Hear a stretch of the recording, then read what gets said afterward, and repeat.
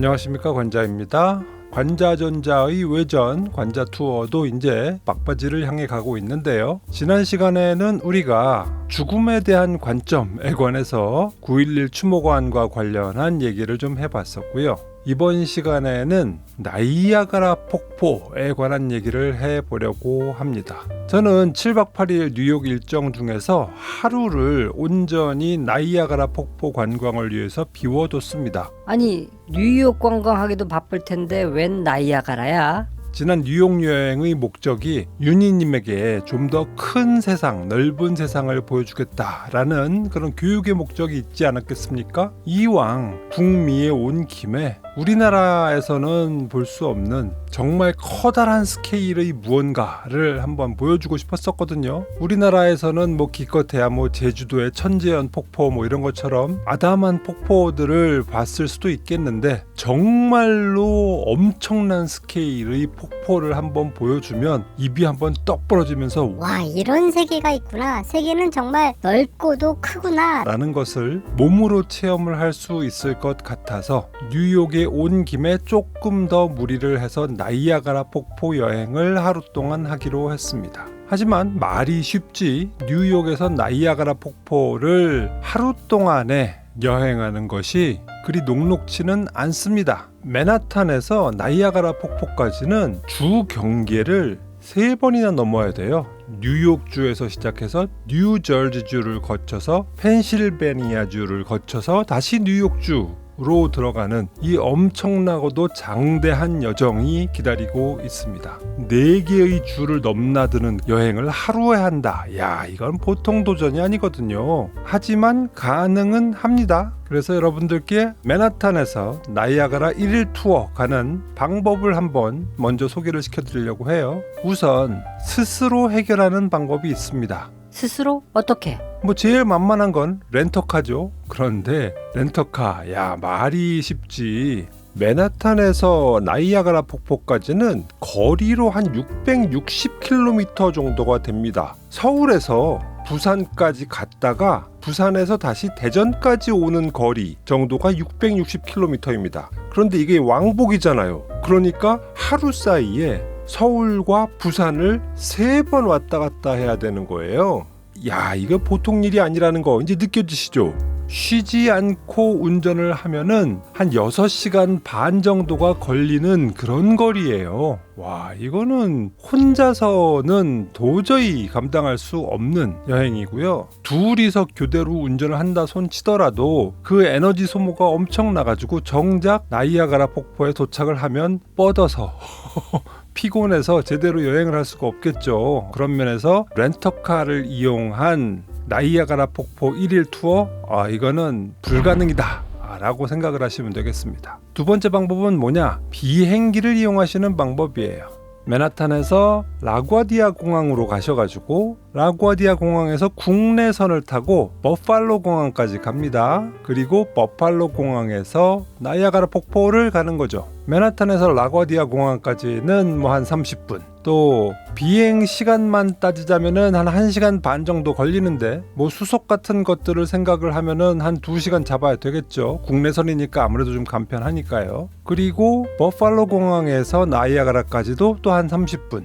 이래서 이동하는 데 드는 시간은 넉넉 잡고 한 4시간 정도면은 편도로 갈 수가 있다라는 얘기가 되는 겁니다. 이러면 충분히 시간적으로는 괜찮죠. 비용적인 측면에서도 나름 합리적입니다. 비행기 비싸지 않아? 아니에요. 국내선 그렇게 많이 비싸지 않습니다. 왕복 비행기 표가 한 25만원 내외 정도 하거든요. 1인당이니까. 저같이 3인 가족이라면 비행기 값으로만 이것저것 비용 포함하더라도 100만원 언더이고요. 거기에 공항까지 이동하는 택시 비용 같은 것들을 생각하면 맥스 150만원 안짝에도 해결을 할 수가 있다라는 것이죠. 그런데 문제는 이걸 다 스스로 예약하고 발권하고 찾아가고 하는 것이 피곤하죠. 물론 혈기왕성한 분들이야 나는 자유여행 괜찮아, 좋아, 재밌어. 라고 하면서 즐거운 마음으로 하시겠지만 이것도 해외여행이 익숙치 않고 또 복잡한 거 싫어하시는 분들은 아우 이걸 또 언제 또 뭐 우버를 어떻게 예약을 하고 또 공항 가서 뭐 발권을 하고 또 뭐 수속 밟아서 또 어디에서 내려가지고 다시 또 우버를 타고 난 복잡해서 못하겠어. 이렇게 생각을 하시는 분들도 계실 거잖아요. 그럴 때 대안은 무엇이냐? 로컬 투어를 생각을 하셔야 되겠죠. 마이리얼 트립 이런데 로컬 투어 상품들이 되게 많이 있고요. 나이아가라 폭포 1일 투어 상품들 꽤 많이 있습니다. 근데 그 중에서도 두 가지 유형이 있어요. 하나는 단체 여행이죠. 그리고 두 번째로는 소그룹 여행이 있습니다. 이게 어떤 차이냐? 엄청나게 큰 대형 관광버스를 타고 수십 명의 사람들과 함께 가느냐, 아니면 소형 밴을 타고 한두 가족 이렇게 간소하게 가느냐, 이 차이입니다. 당연히 단체 투어가 훨씬 싸죠. 싼 대신 재미나 융통성은 덜하죠. 단체 투어는 그냥 나이아가라행 고속버스를 타신다라고 생각하시면 돼요. 아무래도 많은 사람들이 움직이려면 정해진 스케줄대로 또 정해진 룰대로 하는 것이 안전이나 효율성을 위해서 필요할 테니까 사람들에게 최적화된 투어는 사실상은 좀 어렵죠. 소그룹 투어 같은 경우엔 밴에 맥시멈 8명 정도로 소규모로 운영되는 투어이다 보니까 여행자분들 하나하나에 가이드분들이 신경을 쓸 수가 있게 되는 것이죠. 그래서 때로는 비상 상황, 갑자기 배가 아프다든가 이럴 적에 급한 대로 가까운 휴게소에 임의로 둘러볼 수도 있고, 또 가다가 뭔가 좀 눈에 띄는 장소가 있다면 융통성을 발휘해서 또 쉬었다 갈 수 있는 가능성도 있고, 이래서 여행의 만족도로 치자면 소그룹 투어가 만족도가 큽니다. 다만 문제는 돈이죠. 소그룹 투어는 비싸요. 저는 일생 한 번인데 라는 생각하면서 소그룹 투어를 신청을 했습니다. 그 마이리얼 트립 보면 뉴욕 킹콩 투어라고 하는 로컬 여행사가 있습니다. 이 여행사는 이 마이리얼 트립에서도 상당한 점유율을 자랑하는 나름 중견급 꽤 큰 여행사죠. 여기서 저는 프리미엄 소그룹 투어를 신청을 한 거죠. 이거 광고 아닙니다. 제 돈 재산이에요. 출발은 새벽 5시입니다. 감사하게도 호텔 앞으로 데리러 와 주셨어요. 왜냐하면 그날 관광객이 저희 가족뿐이었던 거죠. 꼴랑 3명. 참고로 나이아가라 당일 투어는 가이드가 2분이 오십니다. 왜냐하면 이 장거리 운전의 그 안전을 위해서 가이드 2분이서 교대로 운전을 하셔야 하거든요. 이게 법에 맞대요. 그래서 혹시라도 가이드 한 분이 단독으로 6시간 동안 이렇게 운전을 하시는 그런 여행 상품이 있다 그러시면은 싸서 좋긴 하겠다만 좀 위험성이 커지니까 이건 좀 주의를 하셔야겠습니다. 오늘 가이드를 도와주신 분은 김동신 가이드님과 폴장 가이드님이셨는데요. 저 깜짝 놀랐잖아요. 이 김동신 가이드님이 킹콩 투어 사장님이시래요. 와, 투어 사장님이 안내해 주시는 여행 상품이라니, 와, 대단하지 않습니까? 기대가 아주 컸습니다. 새벽 5시 출발이니까 깜깜할 때 출발을 하는 거예요. 그리고 줄창 달립니다. 이게 관광버스 투어라면 참 무료한 시간이 되겠죠. 6시간 반 동안 그냥 가만히 그냥 잠을 잔다던가 이렇게 해서 이동할 수밖에 없는 거잖아요. 그런데 이런 소규모 투어 같은 경우에는 오히려 가는 시간이 지루하지가 않았어요. 왜냐하면 궁금한 거 다 물어보고 또 가이드님이 말씀해 주시고 싶은 거 저희한테 다 얘기해 주시고 이러니까 그 대화를 나누는 시간이 되게 재미있더라고요. 처음에 대화의 시작은 뉴욕이라는 동네 특성, 또 나이아가라 폴스에 대한 얘기들 이런 걸로 시작을 하지만 시간이 가면 갈수록 개인사가 나오는 거죠. 그래서 가이드님이 옛날에 무슨 일을 겪었었고, 젊었을 때 어떤 일이 있었고, 또 여행하다가 이런 일이 있었고 이런 얘기를 들려주시는데, 와, 그게 그렇게 재밌었어요. 그래서 6시간 반 동안의 그 밴 여행이 별로 지루하지가 않았다. 가는 중간에 이렇게 일출을 맞이하기도 하고요. 중간에 휴게소를 2번 들르게 됩니다. 펜실베니아에서 뉴욕주로 넘어간 바로 그 직후에 휴게소에 한번 쉬었었는데, 거기에는 이렇게 I love NY, I love 뉴욕이라고 하는 이런 상징물이 있더라고요. 그래서 이 포토스팟으로 쓰기가 되게 좋았어요. 이 휴게소는 되게 작아요. 아담합니다. 그리고 인상적이었던 건 이 휴게소 한켠에는 고속도로 토목공사나 휴게소 건축공사를 하시다가 불의 사고로 유명을 달리하신 사람들에 대한 추모의 비석이 서 있는 것을 볼 수가 있었습니다. 이거는 우리가 지난 시간에 얘기했었던 죽은 자와 함께 가는 문화, 동행하는 문화, 그 문화의 일맥상통하는 부분이라고 할 수 있겠죠. 두 번째 휴게소는 애플그린이라고 하는 휴게소였었는데요. 뭐 전형적인 휴게소입니다. 기념품 가게도 있고 또 커피숍이나 아니면 간단하게 요기를 할 수 있는 시설들도 있어가지고 나름 괜찮았습니다. 그리고 6시간 반의 대장정 끝에 나이아가라 폭포에 도착을 하게 되지요. 자, 나이아가라 폭포에 거의 도착해서 킹콩 투어 사장님이 들려주시는 간단한 나이아가라 폭포에 대한 소개를 한번 들어볼까요? 전 세계적으로 봤을 때 3대 폭포가 있어요. 네. 전 세계적으로 3대 폭포가 있는데 하나는 아프리카에 있는 잠바웨이에 있는 빅토리아 폭포가 있어요. 두 번째는 브라질과 아르헨티나의 경계에 있는 이가수. 그렇죠. 이가수 폭포. 세 번째가 지금 저희가 가고 있는 미국과 캐나다로 흐르고 있는 이 나이아가라 폭포가 있는데 규모로 봤을 때는 빅토리아 폭포가 제일 크다고 합니다. 하지만 떨어지는 물 수량으로 봤을 때 넘버원은 지금 저희가 가고 있는 나이아가라 폭포입니다. 그래서 나이아가라 폭포 주변에 수력 발전소를 많이 세웠어요. 그래서 얼마 전에 트럼프가 관세로 한참 이슈했을 때 캐나다 총리가 뭐라 했냐면, 야 너는 자꾸 까불면 미국 전기 끊어버린다 했던 게 이유입니다.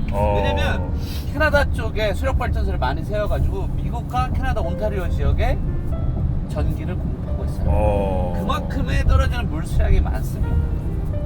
8천만 통에 하루에 8천만 톤에 해당되는 물이 떨어진다고 생각하시면 돼요.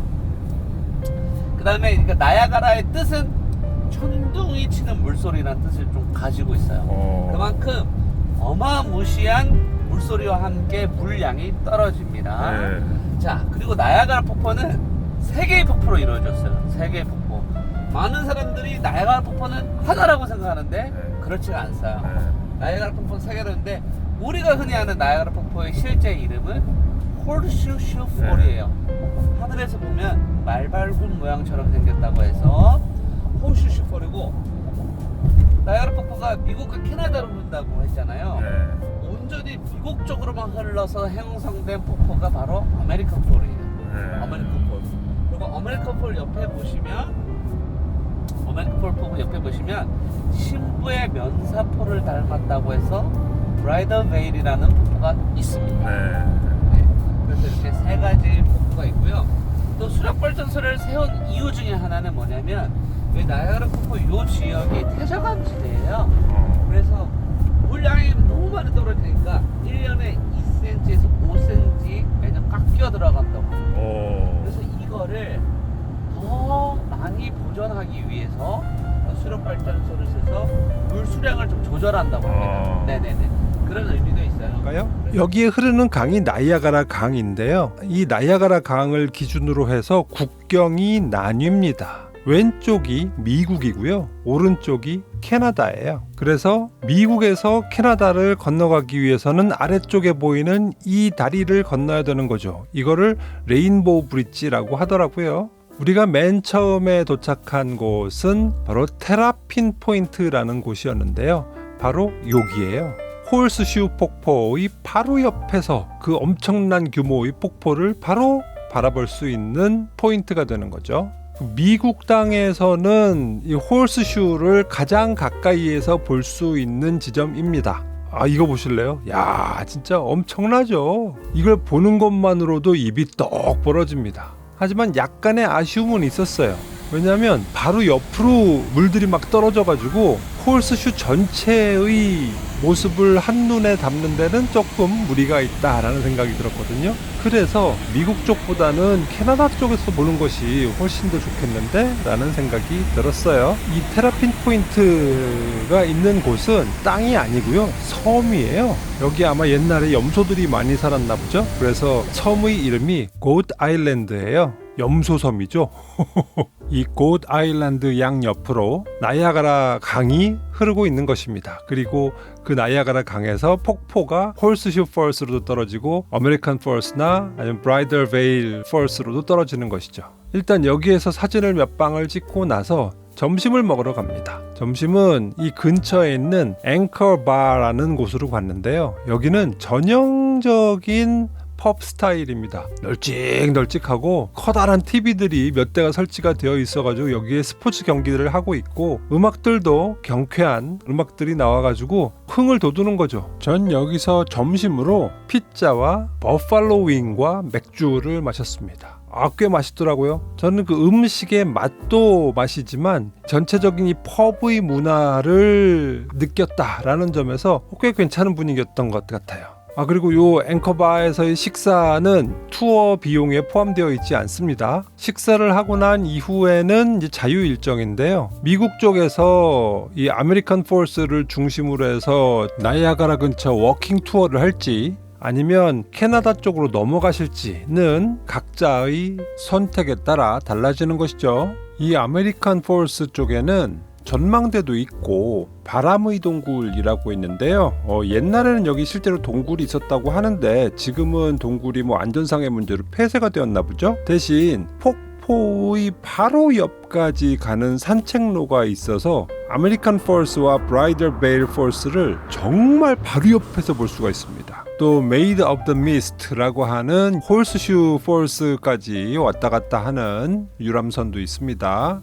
이렇게 워킹 투어 하기도 괜찮아요. 캐나다 쪽에서는 스카일런 타워라고 하는 제대로 된 아주 커다란 전망대도 있고요. 또 짚라인도 있습니다. 또 혼블로워이라고 하는 홀스슈 폴스까지 가는 유람선도 있고요. 그리고 폭포 뒤편도 볼 수가 있습니다. 동굴로 뚫려 있더라고요. 무엇보다도 홀스슈 폴스 바로 옆에서 홀스슈 폭포 전체를 볼 수 있는 포인트를 갈 수 있다는 것도 커다란 장점이 되겠죠. 그리고 이 나이아가라 폴스 유람선을 탈 땐 항상 우비를 나눠줘요. 그런데 미국 쪽에서 출발하는 메이드 오브 미스트는 파란 우비를 나눠주고요. 캐나다 쪽에서 출발하는 홈블로워 같은 경우에는 빨간 우비를 나눠줍니다. 그래서 멀리서 보면은 저게 미국 쪽 배구나 아니면 캐나다 쪽 배구나 라는 것을 단박에 알아챌 수가 있습니다. 저는 캐나다 쪽으로 넘어가기로 했어요. 그래서 레인보우 브릿지를 넘어가기로 했습니다. 거리는 생각보다 그렇게 많이 길지는 않아요. 그리고 레인보우 브릿지 중간에서 이렇게 나이아가라 폭포를 등지고 찍는 사진이 아주 멋있어요. 미국에서 캐나다로 넘어갈 적에는 입국 심사대가 있습니다. 그러면 뭐가 있어야 되죠? 네, 여권이 있어야죠.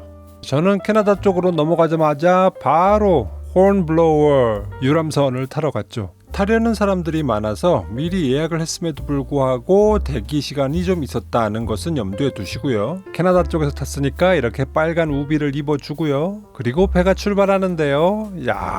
이게 바로 아메리칸 폴스와 브라이덜 베일 폴스가 되는 거죠. 옆에 이렇게 가느다랗게 면사포처럼 내려오는 폭포 보이시죠? 조금 있다간 정말 엄청난 비명이 들리게 됩니다. 보실래요?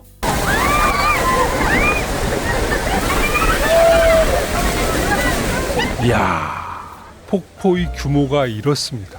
그냥 눈앞에 거대한 물의 벽이 떡 하고 버티고 있는 거예요. 옆에 있던 윤희님도 입이 떡 벌어져서 감탄하고 있는 모습을 볼 수가 있었습니다. 왠지 제가 기분이 뿌듯해지더라고요. 그래, 이것이 바로 대륙의 폭포다 라는 느낌이 들었던 거죠.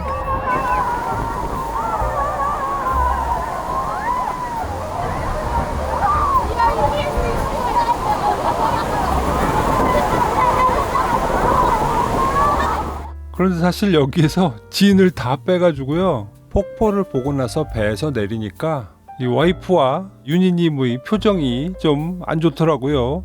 저는 맘 같아서는 홀스슈 바로 옆에서 이 홀스슈의 전경을 좀 보여주고 싶었는데 시도를 했다가 실패를 했습니다.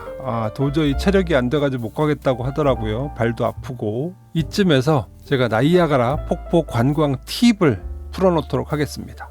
일단 미리 계획을 세워두시기를 저는 권장합니다. 미국에 남아서 관광을 할지 아니면 캐나다로 넘어갈지, 또 관광을 할 때는 어디를 방문을 할지, 그리고 그 스케줄은 어떻게 되는지, 예약은 필요한지 이런 것들을 미리미리 체크를 해놓는 것이 중요합니다. 왜냐? 시간이 생각보다 별로 없어요. 실제 자유여행을 할 수 있는 시간은 한 3시간여 정도 되거든요. 그런데 이 3시간이 생각보다 꽤 짧습니다. 반면에 할 수 있는 것들은 되게 많이 있어요. 그리고 또 많은 경우 좀 이렇게 대기를 해야 되는 시간들이 있기 때문에 그런 것들을 고려하면 그 시간 배치를 좀 짜임새 있게 할 필요가 있다라고 생각이 됩니다. 안 그러면 두리번 거리다가 그냥 오게 돼요. 제가 그랬죠. 그리고 두 번째로 신발은 샌들 좋습니다. 왜냐? 유람선을 타고 가면요 그냥 샤워를 하신다고 보면 됩니다. 왜 우비를 나눠주겠어요? 이 폭포물이 정말 엄청나게 쏟아지기 때문에 거의 하늘에서 비처럼 폭포물이 쏟아져요. 신발 다 젖습니다. 그래서 이왕이면 샌들을 신는 것이 좋다. 그런데 새로 산 샌들은 절대 안 된다. 왜냐? 새로 산 샌들은요 발에 맞지 않잖아요. 그래서 보통은 처음에 샌들을 사면은 발등이나 아니면 뒤꿈치에 많이 쓸리잖아요. 그래서 오래 걸을 수가 없잖아요. 이거 쥐약입니다. 저희 와이프가 운동화 신으면 다 젖는다는 얘기를 듣고 샌들을 새로 사가지고 신었는데 그것 때문에 발등이랑 뒤꿈치랑 다 까져가지고 별로 걷지도 못했는데도 아파서 제대로 여행을 할 수가 없었어요. 그래서 오래 신어서 자신의 발에 딱 맞는 샌들이라면 좋지만 새로운 샌들을 살 바에는 차라리 그냥 살짝 젖더라도 운동화가 낫다 라는 것을 말씀을 드릴게요. 그리고 세 번째로는 미국 쪽에서 폭포를 구경하는 것보다는 캐나다로 넘어가시는 것을 추천을 합니다. 왜? 제가 아까 전에 말씀드렸잖아요. 테라핀 포인트에서 홀스슈 폴스를 보는 것보다 건너편에 캐나다 쪽에서 바로 요 지점에서 홀스슈 폴스를 보면은 정말 장관을 볼 수가 있습니다. 잔잔하게 흐르던 강이 갑자기 물이 뚝 떨어지면서 엄청나게 떨어지는 것을 볼 수가 있거든요. 이런 거죠. 그래서 홀스슈 폭포의 전경을 보시려면 캐나다 쪽으로 넘어가셔서 보시는 것이 훨씬 좋을 것 같다 라는 말씀을 드리고요. 그리고 네 번째는 체력입니다. 체력을 잘 길러 놓으셔야 돼요. 왜냐? 미국에서 내리셔가지고 나이아가라 폭포 공원을 쭉 둘러보는데 이 거리가 생각보다 꽤 깁니다. 왕복 4.5km 정도 되거든요. 이게 어느 정도인고 하니 광화문 내거리에서 종로 5가 지하철역까지 왕복하는 거리쯤 됩니다. 이 정도 거리를 걸어서 왔다 갔다 한다고 생각해 보세요. 좀 부담스러운 거리거든요. 처음에는 좀 만만해 보일 수 있는데 쥐치기가 쉬워요. 그래서 저희 와이프는 가뜩이나 그 새 샌들을 신어가지고 발등이랑 뒤꿈치도 다 까진 데다가 금방 체력이 소진되어가지고 어쩔 줄을 몰라 하더라고요. 그리고 저희 딸내미도 당시에는 초등학교 5학년인데 그리고 체력도 좋지가 않은데 제대로 걸을 수가 있었겠습니까? 그래서 저는 중간에 저 와이프와 딸내미 상태를 보아하니 지쳐서 안 되겠구나 그냥 돌아가자 해가지고 홀스슈 폴스를 제대로 보러 가다가 중간에 포기하고 다시 돌아왔어요. 너무 안타깝더라고요. 하지만 어쩌겠습니까? 체력이 안 되는 걸. 그래서 여러분들은 이 나이아가라 폴스를 가실 적에는 꼭 체력을 든든히 키워 오시는 것이 좋겠다 라는 말씀을 드리고요. 다섯 번째는 캐나다 쪽에요 짚라인이 있거든요. 이 짚라인은 반드시 미리 예약을 하셔야 합니다. 그냥 가가지고 좀 상황 봐서 타고 오지 이러면은 절대로 타고 올 수가 없습니다. 짚라인이 어디 있냐고요? 바로 요쯤에 있어요. 짚라인을 타면요 홀스슈 폭포를 향해서 짚라인이 쫙 달려가는 겁니다. 와, 이거 엄청 재밌겠죠. 저 정말 이거 타고 싶었는데 순번을 기다리다 보면은 도저히 돌아오는 시간에 맞출 수가 없어가지고 눈물을 머금고 포기를 했었습니다. 그래서 짚라인 한번 타보시기를 권하고요. 꼭 미리 예약을 하시기를 당부드립니다. 그리고 시간 여유가 있으신 분들이라면 하루 정도는 캐나다 쪽에서 자고 오시는 것도 좋을 것 같아요. 나이아가라 폭포 근처에 폭포 전망의 호텔들이 많이 있거든요. 그럼 이게 왜 좋으냐? 밤에 이런 조명쇼를 한답니다. 저는 본 적이 없어요. 그런데 뭐 여행하신 분들을 얘기를 들어보면 밤에 조명이 그렇게 예쁘다고 하더군요. 그래서 너무너무 부러웠습니다. 하지만 저는 뉴욕 여행의 일정을 너무 빡빡하게 짜놓다 보니까 나야가라 폭포에서 하룻밤을 잘 수 있는 시간적인 여유를 낼 수가 없었어요. 그래서 눈물을 머금고 돌아오긴 했지만 여유가 좀 되시는 분들이라면 하룻밤 정도는 자고 오시는 것도 꽤 좋을 것 같다라는 생각을 했습니다. 팁은 여기까지고요. 계획 없이 우왕좌왕 하다가 결국은 오후 4시쯤에 미국 쪽에 주차되어 있는 차 쪽으로 오게 되면 거기서 출발을 해서 다시 맨하탄으로 가게 되는 것이죠. 오는 길에 중간에 휴게소에 들러가지고 저녁을 먹었는데요. 이 휴게소에는 우리나라에는 아직 들어오지 않은 칙필레라고 하는 치킨 전문 프랜차이즈 매장이 있었어요. 이게 그렇게 맛있다고 하더라고요. 뭐 저는 그렇게 딱히 차이를 모르겠는데 우리 윤희님이 이거는 한국에서는 맛볼 수 없는 맛이라고 눈이 동그래지면서 정말 맛있게 먹었습니다. 여기 치킨 너겟이 꽤 맛있다고 하더라고요. 그리고 오는 길에 윤희님과 와이프는 체력이 소진되어 가지고 그냥 잠에 골아 떨어졌는데요. 저는 가이드분들과 많이 친해져 가지고요. 폴 장 가이드님이 젊었을 적에 미국의 혈혈단신으로 넘어오셔서 한 고생 얘기, 또 킹콩 투어 사장님의 독특한 이력과 미국에서 킹콩 투어의 사장님이 되신 기구한 얘기, 또 폴 장 가이드님의 아드님 얘기, 재밌는 얘기 아주 많이 들었어요. 하여튼 이 킹콩 투어 사장님이랑 이 폴 장 가이드님 덕분에 정말로 즐겁게 여행을 하고 돌아왔습니다. 이게 끝이냐? 이게 끝이 아니에요. 맨하탄에 가까워 오는데 킹콩 투어 사장님께서 멋진 야경 뷰를 선물을 하시겠다고 하시더라고요. 윤희야 정신 차려야 돼. 물 한 잔 마셔. 병 따고. 뒤에 있어? 이제 아저씨가 깜짝 놀랄 거 보여줄 거야. 너 이거 꼭 보고 사진 꼭 찍어야 돼. 여러 장 찍어가지고 이걸로 전화기 배경 사진해도 돼. 자, 눈 하나, 둘, 셋. 오! 바로 여기입니다. 야, 저는 깜짝 놀랐어요. 와, 이런 또 야경의 명소가 있구나. 제가 지난번에 뉴욕의 5대 전망대 얘기를 하면서 어디에서 보면은 뷰가 어떻기 때문에 어떻게 좋다 이런 얘기들 많이 말씀드렸잖아요. 그리고 또 버스 투어 얘기를 할 적에 나이트 버스 투어 얘기하면서 브루클린 쪽에서 바라보는 야경 얘기도 말씀드렸잖아요. 그런데 진짜 야경 맛집은 바로 여기더라고요. 뉴욕의 진짜 야경은 뉴욕 밖에서 봐야지 진짜 야경인 거죠. 바로 맨하탄의 건너편인 뉴저지 쪽에서 바라본 맨하탄의 야경이 바로 이 뷰인 겁니다. 여기에서는 위쪽에 센트럴 파크부터 아래쪽에 원월드 트레이드 센터 또 넘어서 자유의 여신상까지 모든 맨하탄의 야경을 파노라마처럼 즐길 수가 있습니다.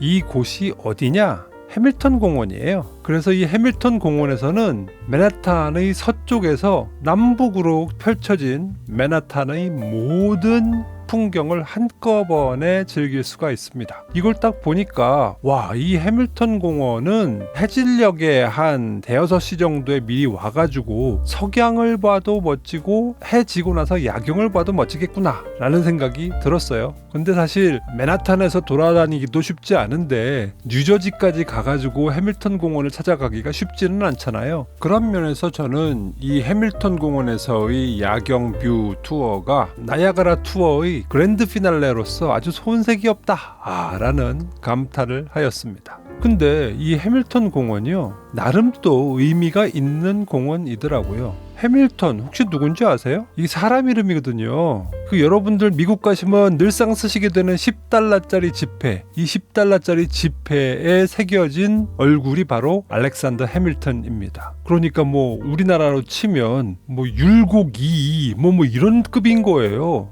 미국의 초기 역사에 아주 커다란 족적을 남기신 분이라고 하죠. 그리고 여기에서 뮤지컬 덕후들을 위해서 조금 더 딥한 정보를 알려드리자면 메가 히트 뮤지컬이죠. 해밀턴이라는 뮤지컬이 있잖아요. 이 뮤지컬은 바로 이 알렉산더 해밀턴의 일대기를 다룬 힙합 뮤지컬인데요. 이 뮤지컬을 보면은 마지막에 알렉산더 해밀턴이 권총 결투를 하다가 죽게 돼요. 이건 실제 역사입니다. 에런 버라고 하는 정적과 권총 결투를 하다가 거기서 총을 맞고 숨지게 되는데 그 권총 결투를 하였던 그 장소가 바로 이 야경의 장소인 해밀턴 공원인 겁니다. 그래서 여기에 이렇게 동판으로 표시도 돼 있어요. 해밀턴 벌 듀얼, 해밀턴과 버의 결투라는 것이죠. 그리고 이 결투의 장소가 위허켄 듀얼링 그라운드라고 해가지고 예전에 결투의 장소로 쓰였었다라는 것도 여기 이렇게 동판으로 남아 있는 것이죠. 그래서 해밀턴이라는 뮤지컬을 보신 분들이라면 아, 여기가 바로 그 장소였단 말인가? 라고 좀 더 각별하게 다가오실 수 있을 것 같습니다. 아, 혹시 뮤지컬을 안 보셨다고요? 여러분들도 보실 수 있습니다. 디즈니 플러스 OTT에서 뮤지컬 해밀턴을 한글 자막 달린 버전으로 풀 버전을 보실 수가 있거든요. 재밌습니다. 이렇게 뉴욕 야경으로 마무리하고 맨하탄의 호텔로 들어온 시각은 새벽 12시 반 정도 되었습니다.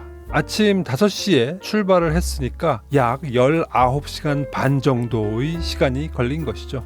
그 긴 시간 동안 아주 유쾌한 여행을 만들어주신 킹콩 투어의 김동신 대표님 그리고 폴장 가이드님 너무너무 감사합니다. 지금 생각해도 아주 흐뭇하고 또 뵙고 싶네요. 참고로 저 뭐 킹콩 투어로부터 뭐 광고 받고 이런 거 아닙니다. 자, 오늘은 이 정도로 정리를 하고요. 다음이 관자 투어의 마지막 편입니다. 관자 투어의 그랜드 피날레 총평이 되겠죠. 뉴욕 여행의 총평을 하면서 아무래도 제가 IT 리뷰어인 만큼 이 여행 기간 동안 저와 함께 했던 전자기기들에 관한 실사용기도 덧붙여서 여러분들과 함께 얘기를 나눠보고자 합니다. 구독, 좋아요, 알림 설정 부탁드립니다. 저는 그럼 또 다음 시간에 찾아뵙도록 하겠습니다. 감사합니다.